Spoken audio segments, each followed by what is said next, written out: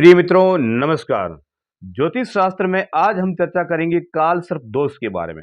काल सर्प दोष का निर्माण कैसे होता है और ये काल सर्प दोष व्यक्ति के जीवन में क्या फल देते हैं। अर्थात जब किसी व्यक्ति की जन्म कुंडली में काल सर्प दोष बन जाता है तो वो व्यक्ति को किस हद तक प्रभावित करता है, इन सभी के बारे में हम चर्चा करेंगे।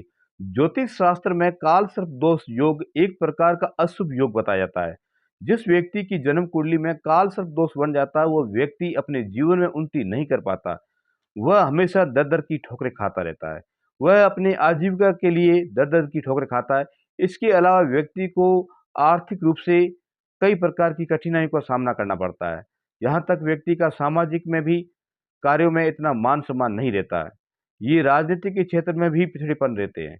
तो कहने का तात्पर्य ये है कि जिस व्यक्ति की जन्म कुंडली में काल सर्प दोष बन जाता है वो व्यक्ति अपने जीवन में सफलता के लिए तरसता रहता है। अर्थात पहली बात, उनकी काल सर्प दोष योग में अगर शादी हो जाती है तो फिर उनकी संतानों के लिए परेशानी रहेगी, या संतान नहीं होगी या संतान होगी तो किसी हद तक कहीं न कहीं कमज़ोर रहेगी, जो व्यक्ति को जीवन में प्रभावित करती रहेगी। तो कहने का तात्पर्य ये है कि काल सर्प दोष योग एक प्रकार का अशुभ योग माना जाता है। जो ज्योतिष शास्त्र में इस प्रकार के काल सर्प दोष योग के बारे में बताया जाता है।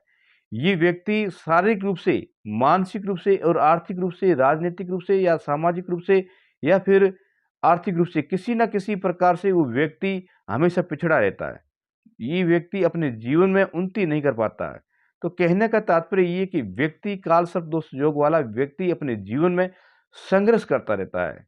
जितना वो आगे बढ़ना चाहता है उतना वो बढ़ नहीं पाता है और हमेशा अपने जीवन में तरह-तरह की परेशानियों का सामना करता रहता है। तो इस प्रकार काल सर्प दोष योग के बारे में प्रभाव बताए गए हैं। तो ये काल सर्प दोष योग का निर्माण कैसे होता है? अब जन्म कुंडली में काल सर्प दोष योग का निर्माण 2 ग्रहों के बीच में बताया जाता है।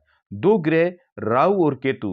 राहु और केतु के बीच में सारे के सारे ग्रह आ जाते हैं तो उसे हम काल सर्प दोष योग के नाम से जानते हैं। अब कहने का तात्पर्य ये है कि राहु को शेषनाग का मुख माना जाता है और केतु को शेषनाग का पूँछ। इस प्रकार मुख और पूँछ के बीच में जितने के जितने सारे ग्रह आ जाते हैं तो उसे हम काल सर्प दोष योग के नाम से जानते हैं। जैसे सूर्य आदि से लेकर शनि आदि तक जितने भी ग्रह हैं वो इन दोनों ग्रहों के बीच में आ जाते हैं तो उस पत्रिका को या उस जन्म कुंडली को हम काल सर्प दोष योग वाली कुंडली कहते हैं। तो ये काल सर्प दोष योग कुंडली में कैसा देखा जाता है? कुंडली में मान लीजिए राहु जन्म कुंडली में पहले भाव में लगन में है, तो यहाँ से अगर 7वें भाव में केतु होना स्वाभाविक है। कहने का तात्पर्य ये है कि लगन में अगर राहु है तो सप्तम स्थान में केतु होगा। अब इन दोनों के बीच लगन से लेकर के सप्तम स्थान तक सारे के सारे ग्रह इन दोनों के बीच में आ जाते हैं तो उसे हम काल सर्प दोष योग के नाम से जानते हैं। अर्थात लगन से लेकर सप्तम स्थान तक तो होंगे तो हम उसे काल सर्प दोष कहते हैं, या 1 या 2 ग्रह बार हो गया तो उसे हम आंशिक काल सर्प दोष योग के नाम से जानते हैं। हालांकि आंशिक काल सर्प दोष व्यक्ति के जीवन में इतना प्रभाव नहीं डालता, लेकिन फिर भी आंशिक काल दोष योग वाला भी कहीं न कहीं वो काल सर्प दोष योग से पीड़ित रहता ही है। अब काल सर्प दोष योग वाला व्यक्ति को सपने में क्या दिखाई देता है? काल सर्प दोष योग वाले व्यक्ति को जीवन में उन्हें हमेशा नाग दिखाई देता है। कहीं न कहीं वो डर कर एकदम उठ जाता है। तो कहने का तात्पर्य ये है कि ये काल सर्प दोष योग वाला व्यक्ति अपने मन से बेचैन रहता ही है और इस प्रकार के उनको अपने जीवन में कई प्रकार के दृष्टांत मिलते रहते हैं। तो ये इस व्यक्ति के जीवन में प्रभावित करता है। अब इस काल सर्प दोष योग वाले व्यक्ति के लिए क्या उपाय की जाए कि व्यक्ति अपने आप को एकदम सुरक्षित महसूस कर सके और अपना कार्य आसानी से कर सके और व्यक्ति अपने जीवन में आगे बढ़ सके। तो इसका लिए व्यक्ति को सबसे उत्तम उपाय है भगवान शिव की आराधना करें। जो व्यक्ति काल सर्प दोष योग से पीड़ित है, उस व्यक्ति को भगवान शिव की जितनी आराधना की जाए, उतना ही ये काल सर्प दोष योग का जो प्रभाव बुरा प्रभाव है, वो कहीं न कहीं धीरे-धीरे उसका प्रभाव शांत हो जाता है। तो कहने का तात्पर्य ये है कि शिव की आराधना की जाए। इसके अलावा काल सर्प दोष योग वालों को माता का सम्मान करना चाहिए, पिता का सम्मान करना चाहिए, बड़े बुजुर्गों का सम्मान करना चाहिए। यहाँ तक उस व्यक्ति को गायों के प्रति हमेशा आदर भाव रखना चाहिए। कहने का मतलब ये है कि गायों की सेवा करे, कुत्तों को रोटी दे।